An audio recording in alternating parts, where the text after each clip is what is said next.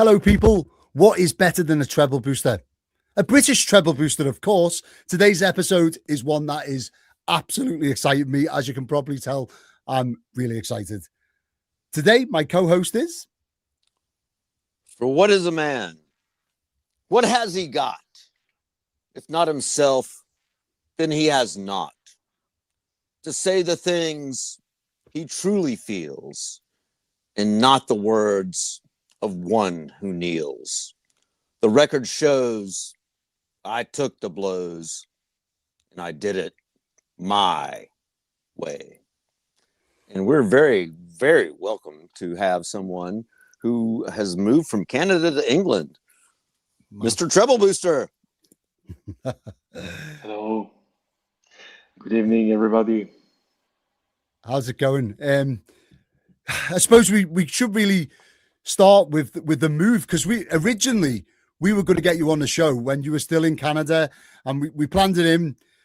My terrible tech and timing, I didn't appreciate the time difference, and we were like ships passing in the night a couple of times, and so we held off. I remember all that. Yeah. Oh, mate. I had the world's best thumbnail. I'll have you had a great thumbnail for that. You were a Royal Mountie, dude. You were a Royal Mountie. but now it's so much better because, we've got the crown on there. And if anyone knows me, treble boosters and the crown are like my life. So love it. So can we touch on why, how, who, what, where to go from Canada to sunny England? Yeah, well, long story short, I'm doing a PhD here in London. I'm attending the University of Surrey. It's a PhD in economics, and so far the program has been great. For anybody interested in anything monetary, especially like inflation, that type of thing, it's a really nice program. And if you are into like niche stuff, if you want to do international trade, it's also a really, really good place. The University of Surrey, it's a small university, right? But for some reason, it kind of monopolized here. All this stuff that seems to be popular now. Just me, or is it just me, or is it breaking up? Yeah, your audio cut out a second then. Oh, sorry. Can you hear properly now? Yeah. Oh, yeah. Yeah. We lost a lot of the content that you were. That was pretty important stuff you were saying. Someone's put it in the chat. So sometimes my signal is terrible, so I don't know whether it's me or whether it's. Here in North Carolina, like there are phone poles that are on the ground, and they're putting up like so. I might actually just like completely drop out at any time. And we've had winds that are higher than you could imagine. So you said you're studying in Surrey. I do believe that that another guitar channel, Dave Rage, is from Surrey, and also Maybury Guitars. Surrey seems to be a hotbed for like YouTubers and guitar builders and stuff. Well, yeah, actually, Anderton's the music store is next to where I study. Right, cool. And it's a really nice music store with many vintage guitars. You can find like a 57 Stratocaster and stuff like that. Anytime you've got a break, you just go over. Yeah, exactly. And they also sell these Optima strings. So if you really want to play like Brian May, you go to Anderton's music. Ah, yes. Yeah. Do you know what? Who did we have on that was telling me to try then? And I was adamant. I was like, I'm going to order a set as soon as I get off the show. And I forgot about it until you've just mentioned them. So, yeah, I'm going on a bit of a string journey at the minute. I'm so torn because one of my Les Pauls has got 11s on. And I'm like, I didn't like it at first. And so I booked in to have the best guitar tech in London, Jimmy Scandal's work on it and put it to 10s. But now I kind of like it. Jimmy is a legend, by the way. So I'm thinking I'm gonna keep that at 11s, but keep my Melody Maker on 10s and get a new nut from Jimmy. I think he's in Hackney. Is he in Hackney or somewhere near there? I don't know. Is he in the chat? He should be. Well, He's not been in the last couple because he's been super busy, which is a great thing. That's not a bad thing. He actually sent me a pedal. What is the brand now? It'll come to me, but it's a fuzz anyway, and it is the most complex circuit ever. Anyway, if Jimmy comes on, I'll ask him the brand. It's slipping my mind now. So we were talking off camera before, like how did we come? Dan Treble said Booster? he's near Bright. He said he's near Brixton. He thought. Oh, Brixton. There you go. That's the one. So this is your geography, mate. I live in America. I've got a lot more stuff to cover. I don't leave Portsmouth, mate. My life is going between. I'm just giving you a hard time, and you know it. I'm in my workshop or on the base, like working. I don't know. Well, so I tell you what, mate, are you doing a Brighton guitar show this year? It's in June or July, late June, early July, 18th of July, I think. Actually, it's like an amazing guitar show, and Brighton is one of the music hubs of the UK. Well, I'm preparing to attend the Red Special event. It's one time per year, and I'm really excited about it because all the people that buy my pedals here in the UK, they've told me you need to come here and make sure to make something for Brian May in case he shows up. I hope I have the opportunity to give him a pedal. We're all star children. We really are. Brian proved it. That was his PhD thesis. We're all made of stardust. Someone who inspired me musically wise, without me actually knowing he inspired me. My dad's a massive Queen fan, and I actually went to see Queen, and I had no clue really anything. Like I went in awe at the time, and then afterwards I was like, "Oh my God, I've just seen Brian May, and I could have touched his leg. I was that close." Unbelievable, mate. I was actually able to be okay with gay people as a heterosexual after seeing and like hearing Queen. So there you go. Yeah, I just didn't have any concept of that. I couldn't have. I know. In my mind, I couldn't have pictured what they look like. It's everybody getting along. I think amazing. that's one of the things that like really like attracts me to all the different bands that I've really been influenced by is everybody's getting along. It doesn't matter who you are, you're living in music. I mean, I tell you what, I didn't appreciate is that he was playing Red Special in front of me. I mean, it may have been a very good replica, but he changed several guitars, and I'm pretty sure towards the end he had the Red Special. And what you got to understand is he built that as a kid, and it's still going now. He's out of a mantelpiece. Yeah, who's got a guitar out of the family mantle? Yeah, like the fireplace mantle. I mean, he used a drill as a lathe. The man is anyway. You know, he's a man after my own heart because I have so many things that I've built like laying around that should not be, but I made them be. So, well, bringing it back to the treble boosters, was it Brian's tone that made you look at the treble booster in the first place? Yeah, absolutely. I mean, I play a K-Zeta 1. It's a guitar made in Japan that it's like a Red Special replica. Oh yeah, I know the one you're talking about. Yep. You know, and I remember when I was like 12 years old or something like that. That year I did two really crazy things. One was to install Linux on the family computer back then. And that didn't make my parents happy, of course. That was in the 90s, and I went to an electronics store and I bought 6 DPDT switches, and I modified my Fender Stratocaster with the 6 switches like Brian May at 12 years old, and I did all myself with the soldering iron and back then the internet was like really different compared to what is today. You had to connect, and while you were connected to the internet, there was like a music over the phone, and each tone was like a part of the data. Right? I am so really old. I remember dial up. Yeah. So how did the Strat sound? Did you get that Brian May sort of sound, or was it just a stab in the dark?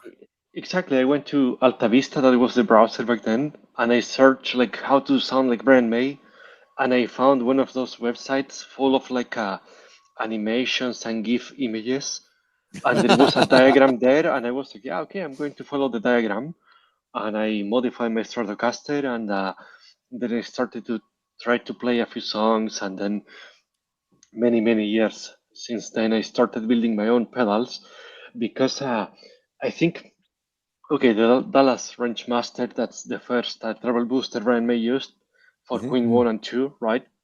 Yeah. Buying one of those today, it's really expensive. It can be over £3,000 to find one in good condition, right? And That's about $4,000, $5,000 in American dollars, I imagine, right? exactly, mad. and I think it's too much, right? And I started like looking at the circuit, and then I was like, yeah, okay, this circuit can be modernized in many ways. It can be less noisy and keep it still musical, you know, with the chime, etc., etc. And then I started with things like, okay, why don't we make this center negative instead of center positive, so it can share the same Ooh. power source with other pedals, right? That, Uh, yeah. Yeah, I mean, because everything's tip negative. Like everything that comes out of exactly. Boss, everything that comes out of like any of your major like pedal Exactly. manufacturers, it's So 9-volt tip negative. Did you run into yeah, any problems doing that? Was it, because obviously you're changing the transistors to new ones? Did you have to search to find ones that work well, or? well, I know about electronics. So what I did first, I wrote my own software. It's something written in C++, where you can simulate how the real circuit behaves in real life. So I Oh ran that yes. simulation first and see what happens in terms of signals and peaks, valleys, all to try to model the signal first. Mhm. And then after that, I go to KiCad, and then I start like designing like the PCBs, etc. And then I go to glcpcb.com. I ordered my own PCBs there to prototype this and that, and I started experimenting in that way. And once in a while, I have some customers that call me unorthodox, and those are usually Hey, the ones that I want think the. that I think being an unorthodox is probably like a really good thing. I think in terms of noise to signal ratio, it's a good thing, but some people still want the perf board or zero board or something like that, and I still build some things in really vintage ways. But Oh, I've shown to people like with an oscilloscope. It's like, okay, here is my pedal iteration number 200 something, and now we compare this to the original, and I've shown people that you can obtain something that is like 99% the same, minus the issues, right? Because if you have a center positive pedal these days, it can be a bit weird. You need like a special power source, right? And you cannot connect that to another more common pedal, for I used example. Yeah, I used to own a purple color sound wah pedal that was center positive, and somebody had modified it to take a center positive power adapter, so you didn't have to do the horrible thing of deconstructing it and putting a 9-volt battery in it and reconstructing it. well, And then someone plugged a Boss 9-volt tip negative power supply into my vintage purple color sound and almost ruined it. I mean, so yeah. So well, sorry about that. Yeah. I'm a battery fan. If I've got to go that way, I think Yeah. Nice. this Yeah. power It's, supply thing is just, it's awkward, and I can't guarantee, knowing myself, that I will always remember. well, That's the problem. and that's the thing is like Yeah. you're sending it out to someone, and even if you label it and you tell them Well, you've got to put it's the this. protection diodes in, haven't you? That's the thing. Exactly. Exactly. Yeah. Well, You know, but in sometimes that chokes the sound. That's what I found. Like putting the you projection know diodes in it can kind of choke the sound. Like having them left out gives you a different tonal characteristic. exactly, and you know, after selling over 200 pedals, I've realized that the best solution was to put a protection diode, right, a Chockity diode. And sometimes people like i- send me messages like one customer once in a while, like, "Hey, I've connected the pedal and it's not working. And I'm like, okay, try to follow the instruction, connect something centered negative, right, and then it works, and I think it's a good solution because some people claim no, but the real Dallas French master did not include a diode, blah blah blah. And if you try to really stick to the classics, sometimes that's not really good. It comes with a lot of oddities if you think about it, right? Yeah. And under the same argument, I tell to people, are you still using floppy disks? No, Yeah. right? Well, I'm actually sitting in front of a whole case of them, so I'm not using them, but they still exist. I suppose the one thing about guitar that you could point to is I'm still playing my 1960 Melody Maker, and no matter what guitar you invent, I'm going back to it. But for me, there's a place for everything. Why, someone wants the old style, fine. You want the new style, Absolutely. fine. We're in the golden age where we have access to so much information because of the internet and what have you, that we have the knowledge to be able to do it all. And I found in a lot of designs, the more you try and mod it to make it more functional in a pedal board, sometimes you take, as you said before, 1% away, 0.5% away from the sound. And it's a different thing. It doesn't mean it's worse, doesn't mean it's better or whatever. It's just different. And I'm good with it all. Definitely. It's interesting, isn't it? How some people can really hear it and some people can tell no difference. Some people can taste it. Yeah. I mean, some people can smell it. Yeah. Some people can. Is it Eric Johnson who can tell what way round the lamp in a Fender amp is put in? Because he can hear something different. I've heard that, and that's on heat I'm one of those I don't people. understand how it's just. Well, I literally can tell, like, the sound that I get out of different wood that I'm using as a stick when I'm playing drums. I can tell you exactly what different tones I'm going to be able to shape with it, and I taste them, and I see them as colors. So yeah, there are people out there like that. There are mutants. Sonar Poop says Eric could hear the paint color on a fuzz. Yeah, well, so I have a theory about paint color, and people are going to be sick of me saying this. If a pedal looks good, if a pedal looks good, you get your little fuzz face. I like the way it looks, so it makes me feel good. If it makes me feel good, maybe I play a little bit better. If I play better, the fuzz has made the sound better, whether it's physically made it better or whether it's just the way I feel. I'm good. Well, hey, if I was wearing a really nice outfit when I was on stage, I knew I was the man, and no matter what I did, it was going to be badass. Yeah, well, about that, at some point, I had a customer, a proper session musician, and he asked me explicitly to add a producer's switch to the treble booster. Why was that? Because somebody from the band was like saying, "No, I want something more gain, more whatever." So he was like moving this switch, and the switch was connected to nothing.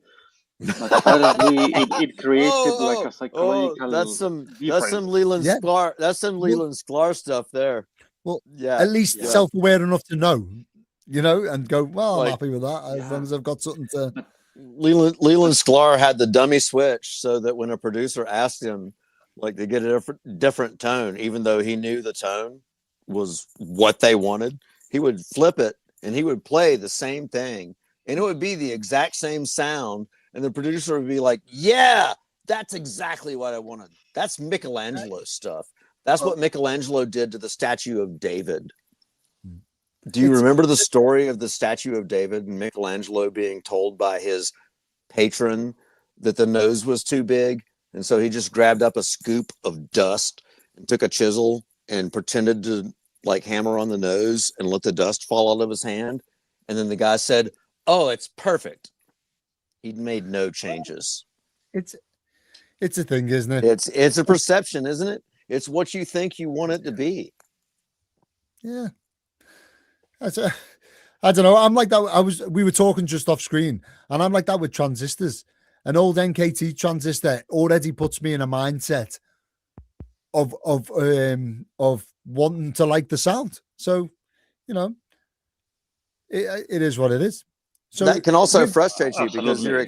you're expecting a sound, but if you find one that's really bad and you keep trying to chase the sound out of it, you know, it'll throw you down like so many rabbit holes. You're like, why isn't this working? they're all radically different when you get to this age. You can't say this type of transistor is amazing because, you know, it's much like guitars. There'll be some really great sounding ones and some not great sounding ones from the same era, color, whatever, and that's just the way it is. So, do you focus on any specific transistors and stuff for your treble boosters? Is there some of your go-tos that you know will sound? Yeah. Okay, that's a good question. Once in a while, I build the classic Dallas Range Master clone. I make with some modifications. It's basically the the contemporary polarity. I don't want to say correct polarity because correct is whatever the user feels is correct, right? Absolutely, yeah. Right, and exactly, it's something about a theory of value if we want to talk about the economics of that, whatever. But Yep. usually for the silicon versions, sorry, no, let me start with germanium. Sorry, germanium, I use like the OC44 or AC128. Okay. I had a nice chat with this guy Paul in the lab, the guy from the Yeah. blog. I don't know if Oh you know yeah, Oh him. wow. yeah. I didn't know he Yeah, was a real Paul person. Stevenson. Paul Stevenson. I built a pedal for him because I wanted to build one of his designs, and I was like, Paul, I will really want to build this, and I need to pay you because you created the schematics for this. And he was like, no, no need, dude. Build a unit, send that to me. And I was like, yeah, okay, then I'm going to donate to Arthritis UK for every copy sold because I have arthritis and I feel like doing something because it's not my own intellectual work. So now all of those units that I built based on Paul's schematic, per every unit sold, a part goes to Arthritis UK. They do a lot of nice medical research, right, and awareness about arthritis. It's a really complicated condition I have. Some people have it better, others worse. It's maybe one day there will be a cure, right? So that's the germanium side. But for silicon, though, that's 100% my creation. At some point, I went to a store here in London and I rented the original Dallas French Master and other classics, including a Guild Treble Booster that came with a rent special that was built in Oh yeah. 1988. That's a nice one. The guild one. Yeah, Yeah. exactly. So I had the opportunity to study that. I went to the university, connected everything to the oscilloscope, and then I started iterating with C++ and KiCad until I could create 99.9% of the same signal. And for that, I have three transistors that I use a lot. One is the BC108C. Oh yeah. That's a really sweet and That nice, is, yeah, ideal for it like is. a range master like tone, right? So if you are looking for something kind of more bright, for example, to play with a Telecaster, even if you want to be like if you want to play like Andy Summers from Police, that type of tone, that's more musical, right? More creamy, if you want. That's I think ideal. Andy Summers is one of the most underrated guitar players ever, if you want to know Absolutely, the truth. Yeah. and his technique is amazing, right? Yeah. I mean, Then, he was playing bass, rhythm, and lead all at the same time. yep, yeah, like a classical While guitarist. while Sting and that other guy that I won't even name were fighting.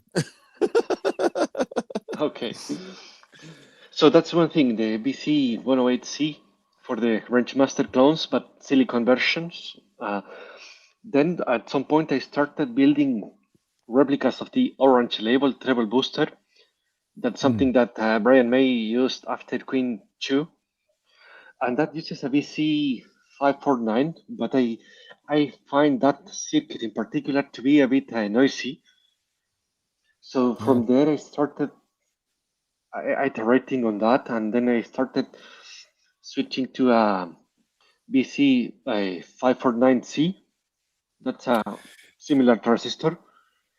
and It's that quieter. it's kind of it's quieter, but because it's quieter, you can build a circuit that's a more chunky, beefy, whatever you want to call it, but it gives so much more distortion compared to a range master clone, right?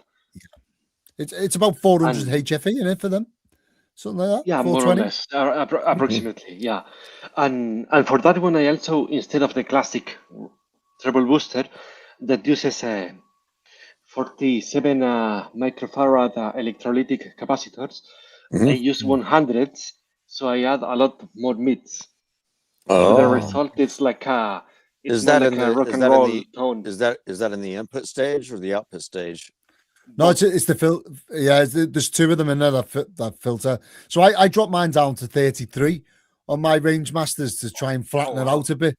It's the thing, because I have a lot of EQ switching for the input cap and stuff, and sometimes the output cap, but mainly the input cap. I add that in to try and counteract that what I'm taking away, and yeah, That's I love amazing, it you all. know. And Yeah. then for people that like a more bright sound, Mm. I use the BC182. Nice. That's to follow something similar to the Turing Treble Booster that Brian May uses. I've got a And load of that's them. The BC 182Ls from Texas Instruments. So Oh people yeah. always buy the 183s because the old fuzz face and what have you, the BC 183L or yeah. LB. Anyway, Well, but the BC 182L is a hidden gem. Yeah, yeah, they but really are. the only difference with the L or minus The L plates. is it's the orientation of the pins, and that's it. Yeah, Mhm. yeah, Because exactly. the L it's Yeah. a Japanese version, and I think it's a really nice Well, transistor. you're going between your ECB and your BCE different pinouts. I mean, that's the thing. Like, It's there have been so many times where I threw a transistor into a design thinking I was going to get this great tone, and nothing happened, and then I realized the pinout on the transistor was completely different than what my circuit I was designed I for. I don't think I'd be able to build pedals without one of them now. I need to get the Yeah. DCA the 75. I need to buy next Oh yeah, for yeah, but, mate. That's a oh, here we go. actually So just the man, the legends in the chat, Jimmy Scandals. Scandal. Hey Jimmy, Mate, great to I was see you, talking mate. about the pedal you sent me. I was trying to remember exactly what one it was. Insane build. Very nicely done. And also the best hammered paint finish I've seen on a pedal. I can't quite get it to go like that. So kudos to you, mate. What nicely done. Yeah. So it's interesting, isn't it? How these transistors, some of them can be the same HFE, same, NPN or PNP, but then completely different. Completely different. And then you think like, the higher the HFE, the higher the gain you're going to get. But I've created pedals with like really low HFE that like blow the damn amplifier way up, and I can't even explain it. I don't understand how it's happening. Next week's video or Sunday's video is, can I get in focus? So this is a OC204. So I've got a set of these, the 40 and 50 HFE, and I had to go through maybe 100 of them to find them because they're about 10 or 20 usually. And in a fuzz face, oh my God, it sounds germanium with all the cleanup and the smoothness, but it's silicon, so there's no leakage. Yeah, it's Also, about that, something I really like about being here in London is that before, when I was in Canada, I attended a few conferences here in London, and as soon as I had the opportunity, I was going to Cricklewood Electronics because they have a really wide range of things. It's amazing. And the people there, at this point, they know me. And last time I was there, they had two AC128s with the exact HFE, and those sound like really amazing. I built two Range Master clones, and the stuff they have there at Cricklewood Electronics, it's amazing. At some point, I got an OC44 there, and it was a NOS transistor. It was a bit pricey, but I got what I paid for, and it was really really really good to build a clone.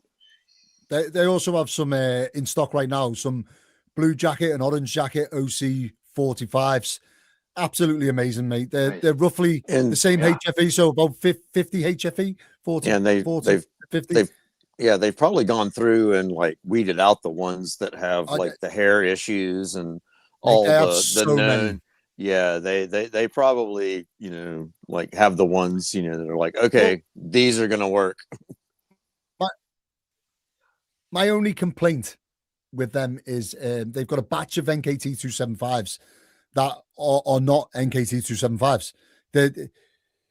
I don't know what they sound great. They're fantastic, but I've had that many of them now. It was actually funnily enough, another Canadian. It was Dominion Electric, Aaron. We had him on the show, and he said to me, "Actually, Joe, I noticed your transistor there. Check the font on it." And then when I went away, because I've got these old radios in the back there that I pilfered transistors from, so I've got a lot of NKT transistors that I know are real because they come out of the 60s radio. And when I looked under a microscope or magnifying glass, should say microscope, at the actual thing, they're different. And when I got in touch with them, he was like, "No, I promise you, mate, they're legit or whatever." And I think he's just been someone's like touched up by hand and changed the font. But it's amazing. But some of the things that I've seen, like especially with 308s, like whoever thought that what I used to be able to buy for like 5 cents a piece, an LM308, was going to start selling for like over $20 a chip. It's just one of them things. And that people would take something that would fit the pin out and rub off the lettering and then rescreen it with fake lettering. Yeah. Just so you could drop it in a rat pedal and think you were the man.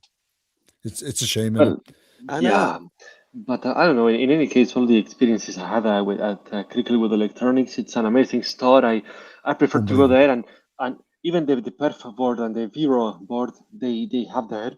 It's like the real stuff, and if you compare that with anything you can buy online, it's so much better. When you're soldering, you see you can notice the difference, right? Mm-hmm. And a while ago, I got a few Motorola transistors. Not just that, Japanese, really good. But the good thing about them is they're not selling ones and twos. Usually they'll have a stock of these things. A whole I've got to say bag of them. But they're customer service, because I'm quite impatient. If I'm building a pedal, I want to start it now. I think about it until it's done. And if I've ordered specific things for it, the wait, it kills me. But they are so prompt and with their delivery and post, and they really do customer service well. And they have such a wide range of stuff. Some of their things can get a bit pricey, but as you say, that's because they're expensive. It's not like it's one of them things you get what you pay for. Yeah. That's it. And I'm glad you mentioned them. Actually, I forget. Sorry, I know it's a really, really nice place, and I don't know. I think in the end you get what you pay for, right? It's same with wires, for example. Mm-hmm. That's also an important point. If you buy cheap wires, sometimes the percentage of copper in the filaments, it's a bit lower, and then it's not what happens when you want to solder that, and it's a bit more difficult. Is that then you plug the thing in and it's noisy. So it's important, especially I don't know, for boutique pedals. I think it's really important not to cut corners at silly details, right? For example, right now, like 30% of the cost of my pedals is the foot switch, because I make sure to get the eSwitch brand, because I really like it, because it's a no-nonsense brand, right? eSwitch, it's amazing.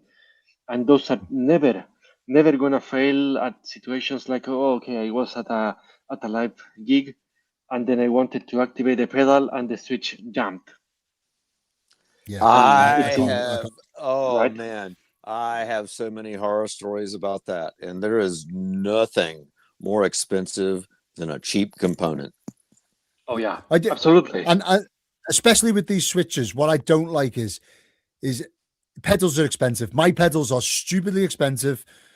I understand that, they just really are, because you're buying my time, but why would I put all that time into it and then use the cheapest, worst stomp switch ever? Because that ruins the experience. Like someone's going to open the back of that and look inside and go, well, it looks cheap. Then the thing is, the thing that really has cheesed me off is like a lot of these cheap switches were marketed to us as like the bee's knees. Like I paid like a lot of money for some switches that have failed. I had to take like a whole bunch of pedals apart and like basically eat everything. Like I lost thousands of dollars in production because of cheap switches. Yeah. So well, have you tried the Gorva switches? I'm ready to try anything. I'm ready to try anything that anybody can tell me works. I'll tell you that. I gotta say I'll try it.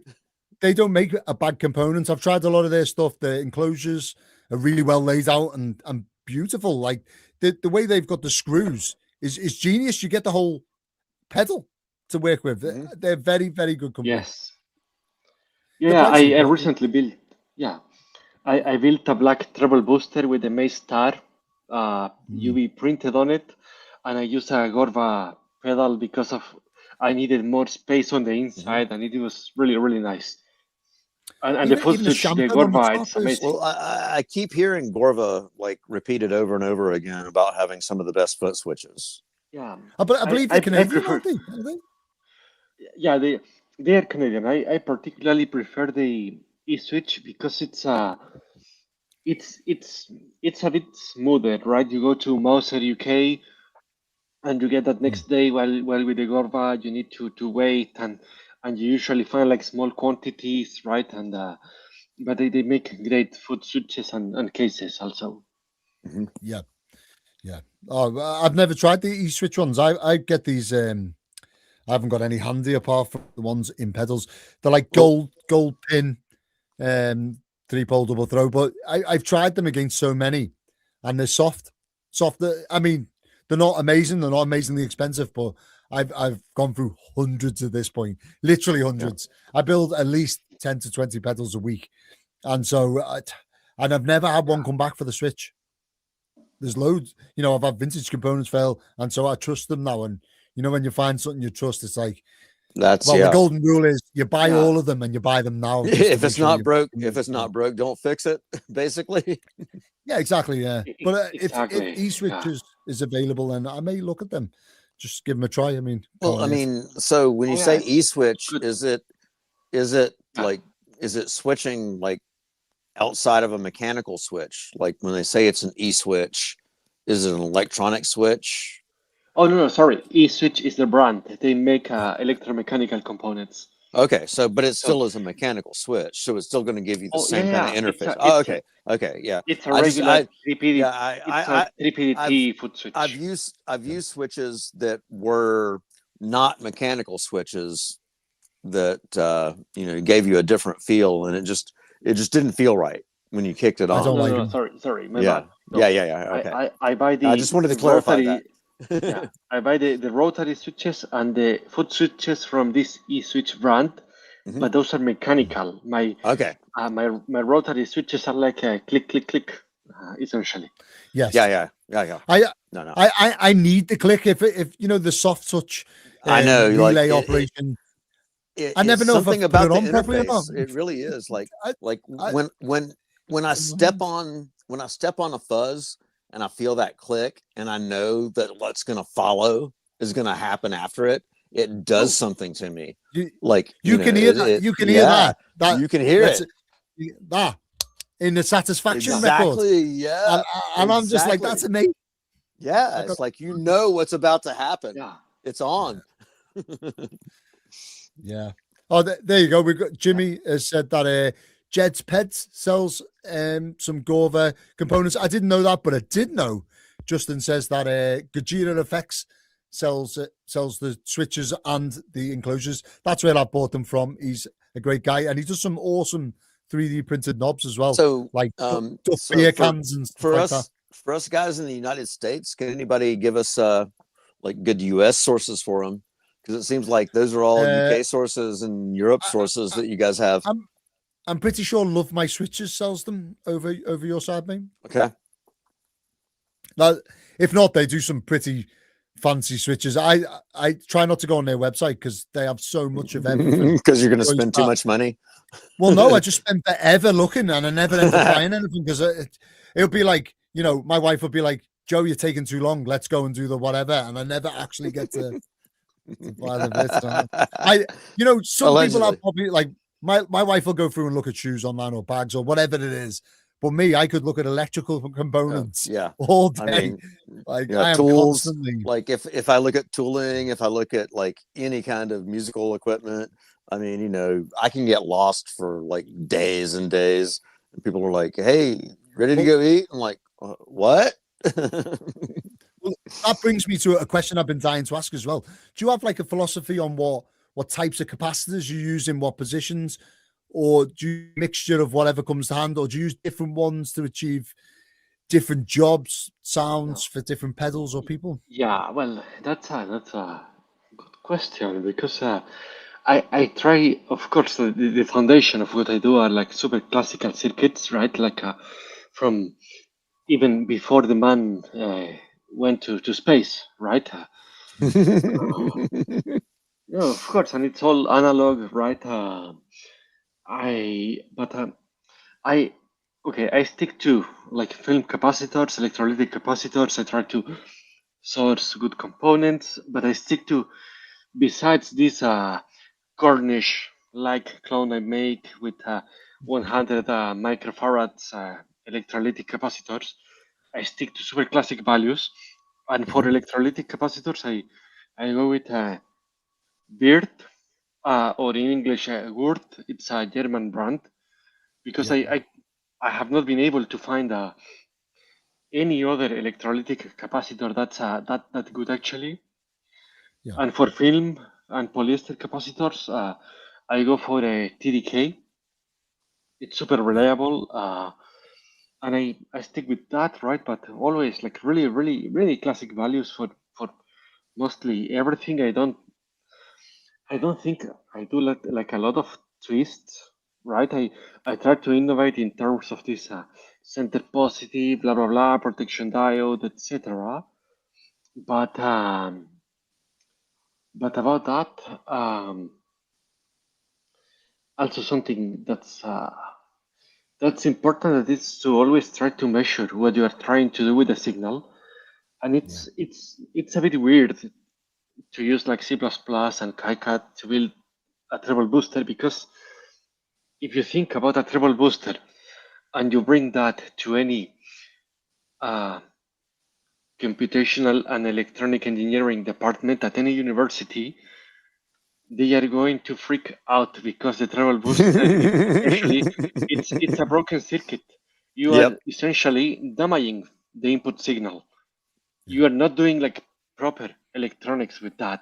Right, and that's one of the things that Paul Reed Smith discovered when they were trying to like recreate like some of Jimi Hendrix's amplifiers when he launched his amp line.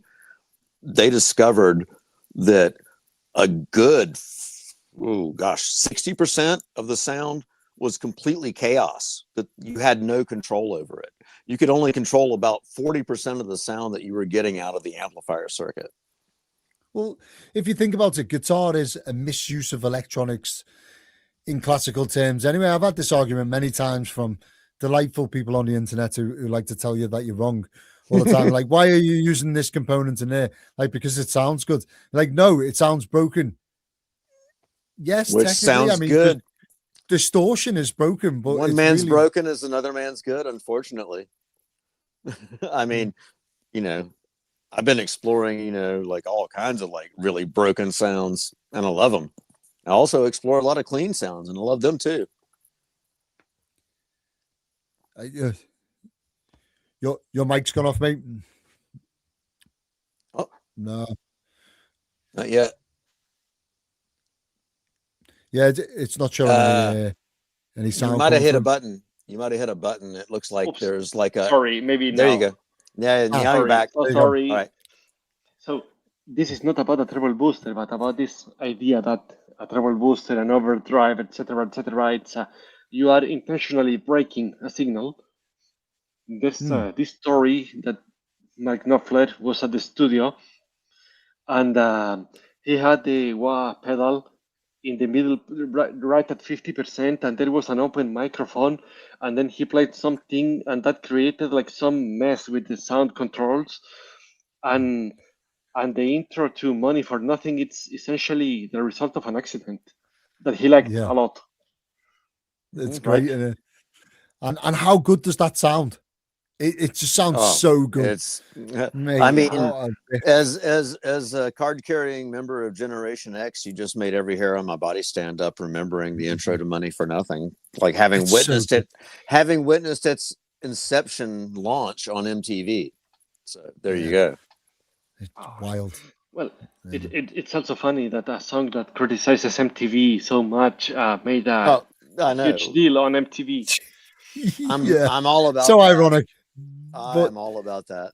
It was a new era for music, isn't it? It brought the visual into it too, which is great. I also witnessed the very first video that was ever played on MTV on its launch illegally.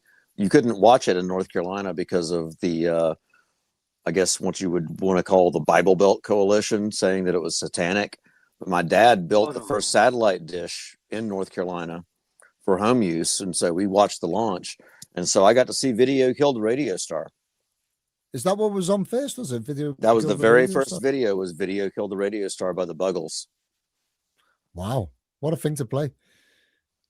The first thing, I love that. Well, about that, you know, I'm originally from Chile in South America, next to Argentina and Peru, and I was not even born. But for example, Queen went to Argentina, right after a war between the UK and Argentina over the Falklands. The Falklands, And people have positions, this and that. I'm not going to comment much on that because F.A. Hayek said that social science is a collection of opinions. So I let that set of opinions be, and that's it. And but the thing is that Queen went to Argentina despite all the struggles and the tensions, and the fans there were really amazed by Queen, and they invited them for barbecue, and it was amazing, and music was like mending ties, etc., etc. But on the other side, in Chile, we were under Pinochet's dictatorship. Oh, and Pinochet, I remember those times. Yeah, Queen was ready to go to play in Chile, and Pinochet said no because they have long hair. That's a bad example for society. Yeah. Imagine banning Queen for long hair.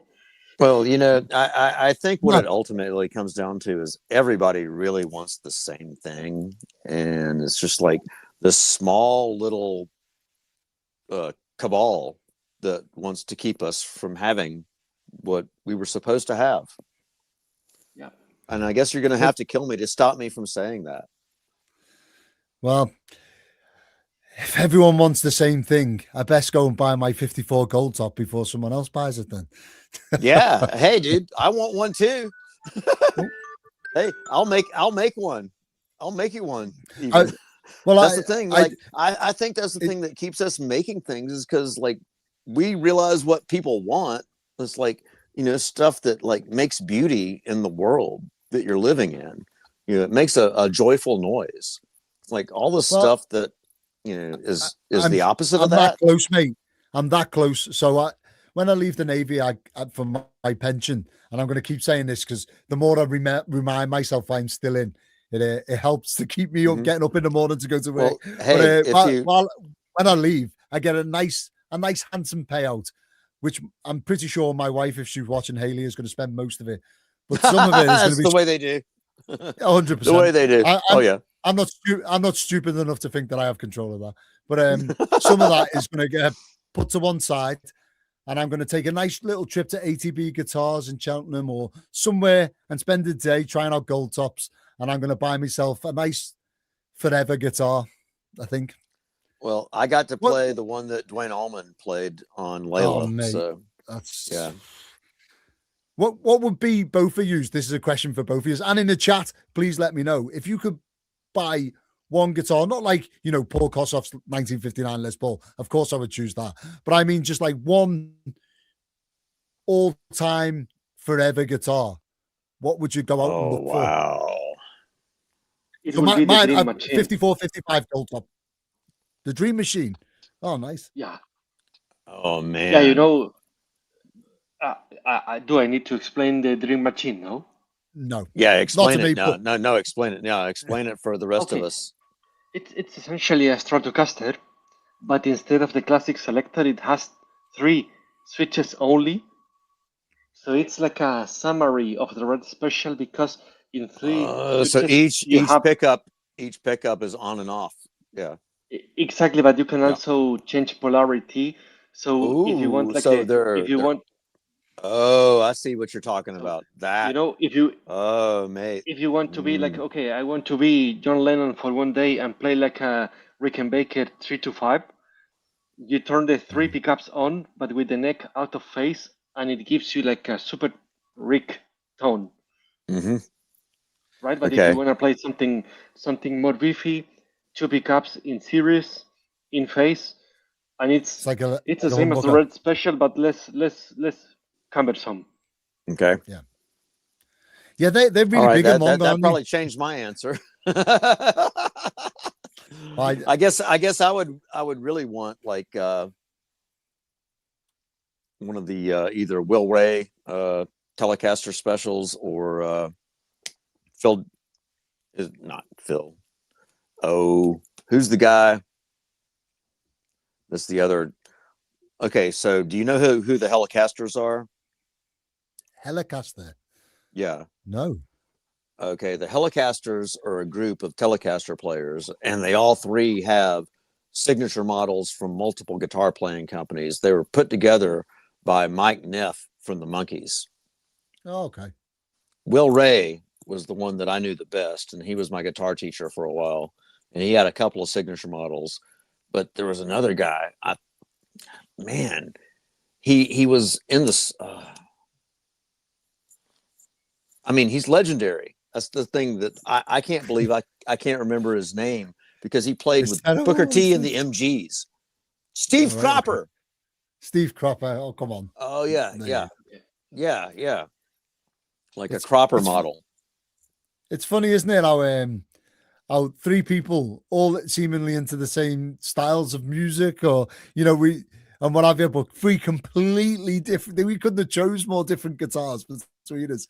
And in the chat, we got like semi-hollows, and it's crazy how people come to anything with strings that I can get in tune. That's what I'm gonna play. Well, in any case, the Dream Machine. Well, that's what Mark Knopfler was playing. But if you give that to me, of course, I'm not going to sound like Mark Knopfler because only he can play like that. He is a CGP. Yeah. Well, even that the song we were talking about before, the intro, the sound of it, even if you could get that sound and you learn it off the internet, and I've learned that intro a million times, when you watch Mark Knopfler play it, there's so much that he does, like little pauses and like, muted notes that no one teaches you, and it sounds completely different. It is nuance. I mean, I've been lucky enough to hang out with Tommy Emmanuel a few times, and the stuff that Tommy Emmanuel can do, it's just like, dude, like I know where those notes are. I know how to put my fingers there, and I know, but I can't make it sound like that, even on the same guitar you're playing. Yep. I've got a friend, Joe Richardson. Funnily enough, he lives in Surrey. Who he played the War of the Worlds musical on electric guitar from start to finish, it's like a 5-hour video or whatever. He's oh my god, unbelievable guitarist. But he's I know one of people these guys, like that too. Yeah, he can do the whole mutants. The widdly things, but he can also do every blues lick you've ever. He's one of them guys that can just play everything. That's my friend Mark Shimmick. My friend Mark Shimmick can do that on any instrument. It doesn't matter what you put him in front of. He's like he's going to be a genius. Like he used to win piano competitions against adults when he was 5 years old in Chicago. It's just people who are talented like that, I know. Yeah. I'm not one of them, by the way. For the first 5 years of playing guitar, I couldn't tell if it was out of tune. I am terrible. It's because, have you noticed that since building pedals, that you sort of go play guitar for a bit and you're like, if I tweak this, I could probably change something in it. I wonder if I can get it. And then I end up soldering and not playing guitar. It's the I worst. do the same thing, mate. Yeah, that's calm. It's That's okay. why I I also started. can. That's why I started playing acoustic guitar. It's like I don't have to worry about what my signal chain sounds like anymore. No, but you know what? In the end, I think what matters is to play something that people like. Of course, in my case, I cannot play well anymore because I have arthritis in both hands, Mm. right? So, but something I've realized that I do when I play at home, etc., etc. I've I also have an acoustic that I've tuned in an open D tuning, Yes, right? open Because tunings are your friend. absolutely I realized about something weird. Okay, here's a super weird fact. I like the Bee Gees music like a lot, Oh, and especially the early stuff. I mean, the oh yeah, 1960s Bee Gees. Oh my God, the, people don't like understand. the Like Odessa and all the rhythm and blues. It's yeah, great. the pre disco Bee Gees. Those guys, man. Really? Yep. Yeah. I Oh never. yeah. Yo, you never knew? Well, Oh, I've never really you need listened to to them, to be honest. you I, need to I you just need to think go high on a pitched deep voice. dive, dude. That's You need to go yeah. on a Bee Gees deep dive back to the 60s. Okay. Yeah, they did really great stuff, like the Mamas and the Papas, like that type of sound. But Mm-hmm. anyways, the thing is that I discovered at some point, because I like the Bee Gees like a lot, and I can only praise Barry Gibb a lot, is that he sings all the time in falsetto while playing rhythms, but the rhythms are not that simple, and he plays with arthritis in both hands, and that's why he plays in open D tuning. Mm-hmm. So consider this: playing with arthritis in Ah. open D while doing all the funky rhythm and singing in falsetto. That's not easy to do at the same time together, right? Mm-hmm. There's a lot of So that's musicians that I know that have adopted oh yeah, their tuning for like different things that they've had to deal with, like Dolly Parton being one. Dolly Parton plays in a yeah, lot of open and tunings. Joe Walsh, yeah, a lot of yeah, what and you've heard also Joe Walsh play is impossible to yeah, play in standard tuning. If you try and play well, Joe Walsh licks in standard tuning, if you exactly. can pull Well, that off, then you're a guitar god beyond a guitar god. Let's put it that way. yeah, the one I also like a lot that unfortunately left at us at a really young age is Nick Drake Oh from the yeah. UK. Oh man, one of my So good. favorite. Five Leaves Left. Time has told me. I mean, okay, Nick Drake. Yeah, Yeah, like yeah. That's all you yeah, got to say. and those were Pink different Moon. times, I mean, Yeah, exactly. I think he was Very. ahead of his time. I think he really was ahead of his time. He was really ahead of his time, and I don't know, maybe in today's society, because there's a theory that he was struggling with his own identity and accepting himself for Well, having I've a heard. certain orientation, you Well, know. I've heard a lot of Yeah. things. Like I heard that, like he couldn't take criticism and that he killed himself because he got a bad review. But Ooh, that's oh no, that's yeah, sad. yeah. That like he had How gotten like so like thrown under the bus by critics that he couldn't take it. But then I've heard other stories too.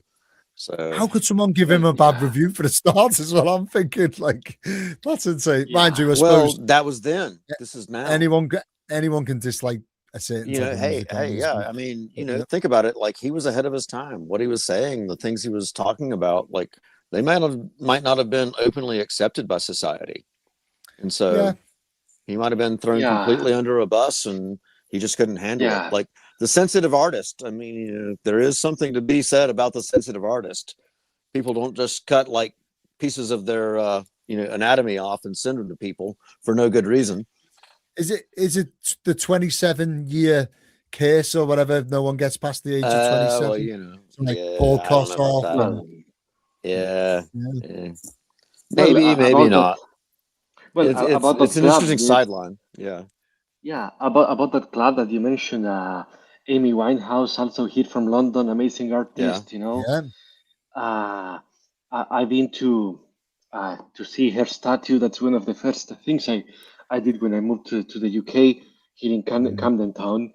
And also this Andy Gibb, the youngest of the Bee Gees family, he was not a part of the band, but he was also a really talented British artist that left us like super young, and it was something that he was struggling over his ex-girlfriend, and he took that very wrong, and one thing led to another, and it's sad. Yeah, very sad. So, yeah. so it's I think, that's why. Yep. I think, that's one of the things we need to remember as musicians is that, when we express a lot of the sadness that we're getting out of our souls as musicians, Oh yeah. it can affect other people's. And Yeah. Oh no, yeah. I mean, but I mean, there are certain yeah. songs that Tom Waits has written that I can't listen to. I of like- course. always I mean, Like I if, wonder if this I on if Eric I if I Clapton get with halfway through a certain song that Tom Waits has written, I start feeling like, oh no, everything is bad, and I just want to die. Well, I 'Cause there's I that often think much. this with Eric Clapton. I think this with Tears in Heaven. Like Yep. that song was wrote Yeah. about the worst thing that can happen to a human. That could absolutely ever and- happen to someone. oh yeah. But- Yeah. If you'd ever read this book, what a fantastic autobiography that is. But he actually, he, I mean, he's not been clean since, but he got himself clean because of this terrible incident. And he wrote this song. He's still performing it. And if someone can be strong Yeah. enough to do that in something Mhm. bad, I kind of think Well, it's inspirational. You know, It is, Yeah, but well- but sometimes like certain things hit you. Like there are certain melodies that hit you. Like, what was the song that, like in the 1930s, that caused hundreds of thousands of people to commit suicide? Oh, Was it no. Eric Gloomy Sunday. Johnson? Gloomy Sunday. Johnson? No, it was Gloomy Sunday. oh damn it. Sorry. Yeah. I mean, if anybody is like having any dark thoughts, it's always good to talk to Yeah. somebody. You can call the Samaritans, call a friend. Because if you think Mhm. that's a solution, that's not actually a solution. That creates a lot of issues for family, loved ones, etc. And I don't know. That's why also I like Freddie Mercury as an artist, not just as a guy that sings amazingly well. Because, for example, I think he makes it very clear in "Show Must Go On," right? Exactly. Yeah. And Yeah. So many times. Yeah. and if you go to the story behind how the song was recorded, he was already blind because of AIDS, and Brian May had to take him in a taxi. They went to the recording studio, and Freddie was like so weak that he was like, okay, I have one take. He sang that perfectly in one sit, and that's the album version, right? Yeah. But the guy lived up to the very end, right? There's also this band in Argentina. It's called Virus, and the singer Federico Moura had a similar fate to Freddie Mercury, unfortunately. Mhm. And the guy was like giving concerts, and he was like boiling in fever because of AIDS side consequences. And then the day after a big concert, he died, right? But the band remembers him as a guy that lived every day to 100%. And I think, I don't know, in my case, as a person with arthritis, I don't want to get like super deep, but there are days where I can like barely get out of the bed because I have arthritis in the hips, in the Oh, hands, spine, etc. So And I'm like, you know actually, what? yeah. I'm Yeah. going to wake up. I'm going to have a positive mood. Make my That's- coffee, enjoy my coffee, and do the best I can today. Maybe I'm not going to be able to move that fast. In any case, I walk with a walking cane. That's yeah. Hey, But that's I'm like, that's you know what? that's something that really resonates with me because I've been going through the same kind of thing. Like I remember what it was like to be 100%, and now I'm only Yeah. operating anytime between 10 to 40%, and that's still pretty dangerous. But I mean, Yeah, but my Yeah. mindset it's like my mindset. but is I'm like, never going to okay, give up. I'm never going to give maybe up. maybe Yeah. today's 100%. It's not going to be the same as yesterday tomorrow. or 2 days to the future. Yeah. It's sometimes a bit lower, a bit up. There's variation, but I'm like, you know what? I'm going to do what I can today, and try to enjoy the day. And the Absolutely. same with pedals, That's sometimes. that's sometimes, completely inspirational. I think everybody should take that to Thank heart. you. Yeah. And here's the practical consequence. With PhD income, there are days where I'm like, I'm going to be motivated and solder these pedals because otherwise the PhD scholarship is not sufficient. But don't tell anybody about that. Yes. Well, that's the beauty about pedals. What a motivation, do you know? I literally I laugh about it, but I sometimes most nights have 4 hours sleep because I'll be out here. I'll wait for my child to go to bed. I'll wait for my wife to fall asleep, and I'll creep out of bed and come down here and get into the workshop and start building pedals.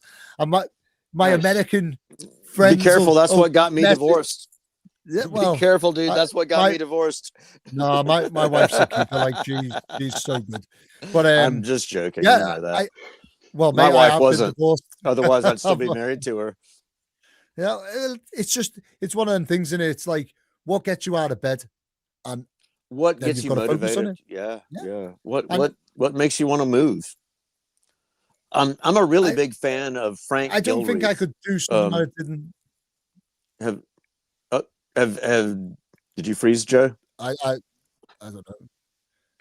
Oh no, You're now okay. you No, did you're it. back. Yeah, that's Okay, an audio yeah. issue. You just basically like froze for a second. But I'm a big fan of Frank Gilreath. Frank's Noble Art, the 80-year-old boxing champion from Scotland. The moves that he can still do. Come on, mate. If he can do it, let's go.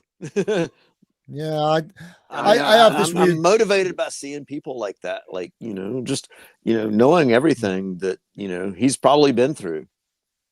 And the one-legged boxer that he trains that is a champion too. So if you see a guy with one leg that can kick your ass, then yeah. Oh yeah. So that makes sense. I do want to bring it back because we're an hour in, and I really want to dig a bit deeper into your actual circuit design, and because obviously treble boosters are my thing. Good.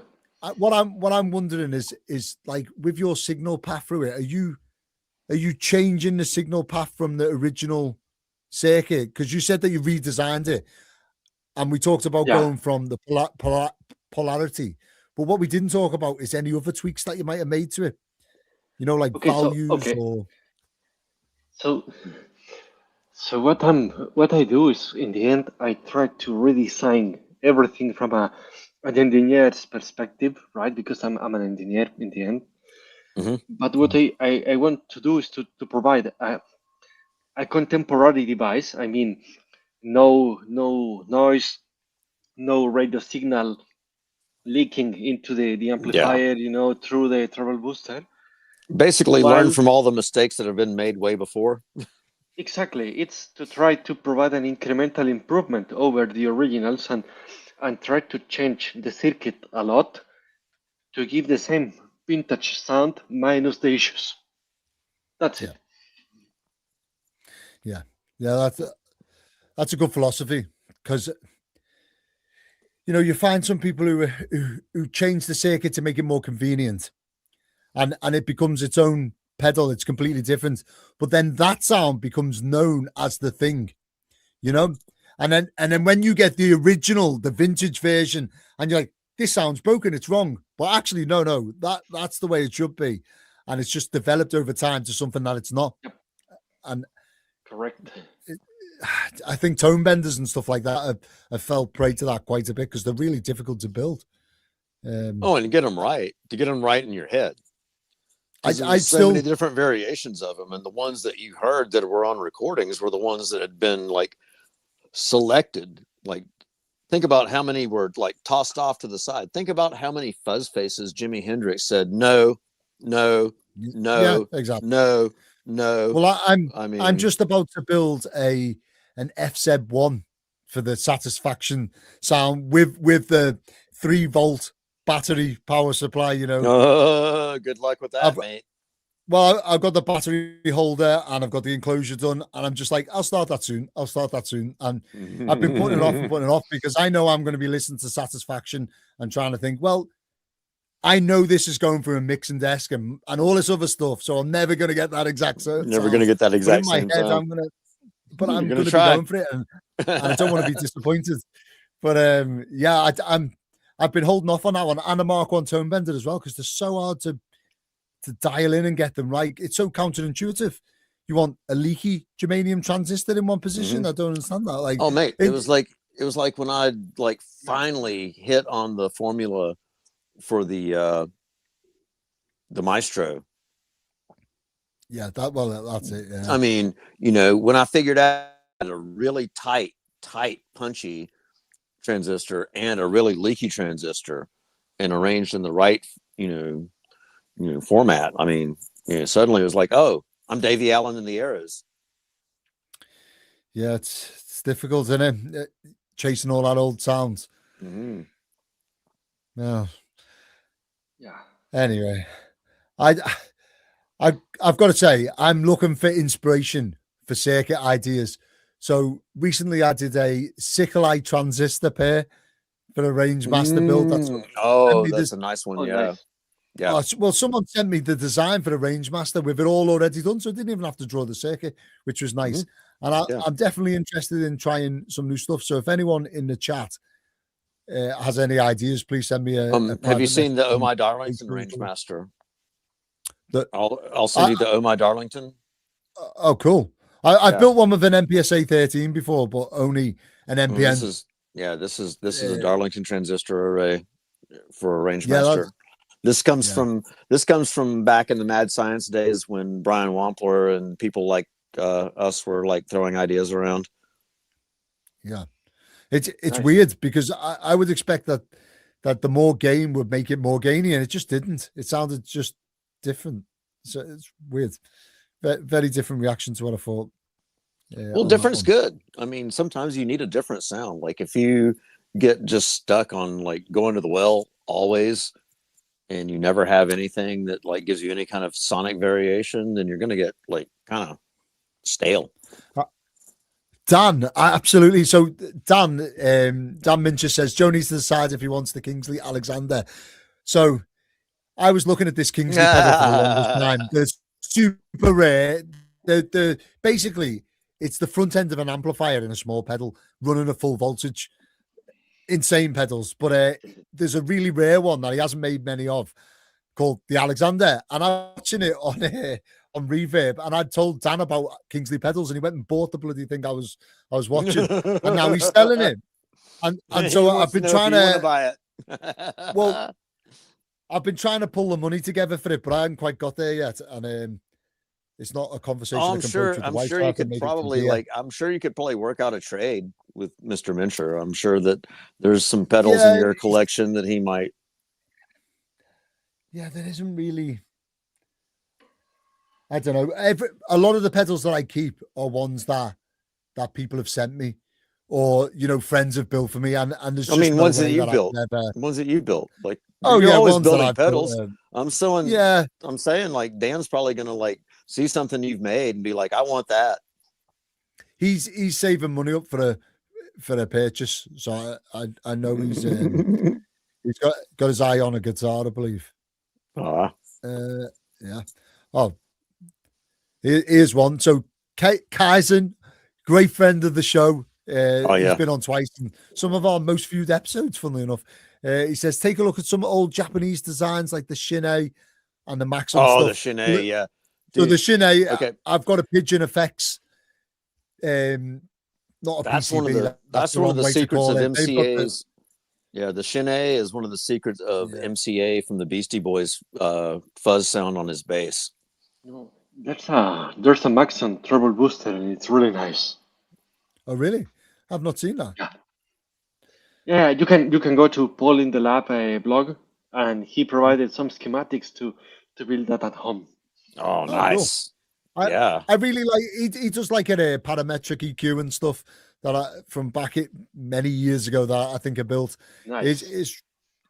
He's one of them. I put him in the same group as like Mark Hammer. So Mark, he's done just about every circuit ever. He's in that sort of infamous group. It's kind of strange that you've spoke to him because you don't see these people as real people. Do you know what I mean? It's weird. Oh no, yeah, absolutely. But I mean, if I wanted to build his circuit, the least I could do was to ask, for fair usage. I don't Yeah. know. It's because for example, what I do for my PhD research, it's very different because it's software. So a big component of that is everything I do, I try to make it open source, and open data when there's data involved. But with things that you buy and sell, like with hardware, it's different, right? Mhm. Because open source as a concept, it's a nice idea, we can all use Linux, blah blah blah, because we agree on some conditions. But when you find something on a blog with no licensing or something or whatever, it's unclear. So the Yeah. least you can do is I've, send an email to the I've, person, yeah. and ask. It's I've published a lot very of things under Creative Commons. That's one of the things that people have done, like making sure that like you're publishing this, like saying this is your idea, just give me credit, but you can do with it what you want. I just shared it. Yeah. Just let other people know that I was the guy that put it out there for you to share. So, Good. yeah, I think it's very honourable, and there's a lot of people who are willing to take credit for work that they haven't done, and I think oh that's yeah, unfair. plenty So, of people. I- I think a lot of people yeah. I've met in my unfortunate journeys. Well, do you remember that the C2 chorus I built? So I did this chorus. It was a wild idea. I found online a layout for a tag board version. So it's like 3 full rows of tags. It's ridiculous. And the pedal was as big as an amplifier head. But I was making a video on it, and before I started, I messaged the guy who put the circuit out there on a forum. And I said to him, look, do you mind me making a video? And Just he, 1 sec. yeah, no worries. Oh. Do you mind me making a video? And he was like, only on one condition, that you give me credit for the circuit. I was like, well, of course. I didn't think I'd have to say that. That's just the standard, Mhm. That should be what it is. Yeah, it's mad. It's mad. Well, it's oh, it's one of those things. Like I started realizing the older I got, there's nothing new under the sun. I think we're all just like trying to rehash everything and Yeah. make it seem like we came up with it yeah. when it was all there in the first place. But if you see, this is where it gets murky, isn't it? Because I would say Marshall, Jim, well, not Marshall specifically, the people who were working for him at the time, when they all built the first Marshall amp on his kitchen table, the number one, if you like, which is basically a basement amp. That is a completely new design because they use different tubes, valves, whatever, and it created a different sound. So if you take something and develop it and make it different, then you have created something different. But isn't it so myopic? Isn't it so myopic to think that things haven't been done millions of years ago before we existed? Well, so come on. Even if you look at Leo Fender's designs, they were coming straight out of a book. Yeah, a radio I mean, book, let's talk about Nikola Tesla. Getting transmissions. I mean, if you want to know what makes this stuff go, it all came from Nikola Tesla. In case you didn't know, no matter who's tried to tell you the otherwise. And where did he get it from? That's the thing from guitars, though, isn't it? The format is out there, and it's what you do with it. But there's a difference between. See, I had something today. A friend of mine, who everyone will know, but I won't mention his name just in case he doesn't want me to put it out there, sent me a picture of a pedal that was a cross between another builder's exact knob layout and its style of knobs and the type of knobs and all this other stuff, and a bit of my artwork on there. So it was like the blend of two of our pedals. And I'm like, if you're gonna copy something, pay homage to someone, just make it your own and make it a bit different. That's what I do. I agree. Yeah. There's been time. In fact, how we first got in contact with each other was someone, and it was I forget what pedal it was now, but it was something that I've been doing for years, and I was like, wow, this is really weird. And I had the same thing with Isla Tone. So they wrote on one of my posts saying, oh, I've seen that somewhere before. And so I private messaged them and said, yeah, this is the first one I built in 2008. before they were even a company or building pedals. And he was like, "Oh, I'm really sorry, mate. I didn't mean to, put you on the spot there. I didn't realize." And it's because we're all thinking about the same thing, and there's only, It was like it's the same knobs and transistors. And I spent so many approaches. years building a fuzz face, not thinking I was building a fuzz face, because somebody that taught me how to build the circuit didn't tell me it was a fuzz face circuit. They said it was their unique, their own thing. This was their thing. Well, and all they did was change a couple of capacitors. They changed a couple of caps. That's all they did. We have Mark on from Soundlad Liverpool. I don't know if you've heard of that brand. He's actually the head of John Moores University Liverpool's nuclear department. And he builds under the brand Soundlad Liverpool. He's an absolute genius. Some of the pedals he's designed, but he said that he started designing this overdrive pedal. "Oh, take this out. I need a bit more here," and he's going through the whole thing. And then when he finished, it was the what pedal did it end up being? Can you remember? It was like a light overdrive. I remember. And he was like, I looked at the circuit, I was like, I love this. Yeah. And then it turned out to be something like I mean, he designed this thing himself, but made the exact circuit or something else. And he's like, "Oh, well, I can't use that." Yeah, it's like, it's like writing a song when you realize it's like, oh shoot, I just rewrote, something that, somebody wrote 30 years ago, because I forgot that I heard it 30 years ago. It just happens. Yep.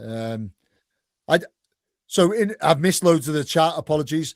I think I seen someone advertising a meetup. Was that Mr. Craze Fandango? Was that you? I don't know. If I've missed that, let me know. I think Craze Fandango and Daniel Minch are just going back and forth about like meeting up. Well, don't leave. I think they're just having a back and forth on the chat. Don't leave me out, boys. If that's happening, please let me know when. Brighton show.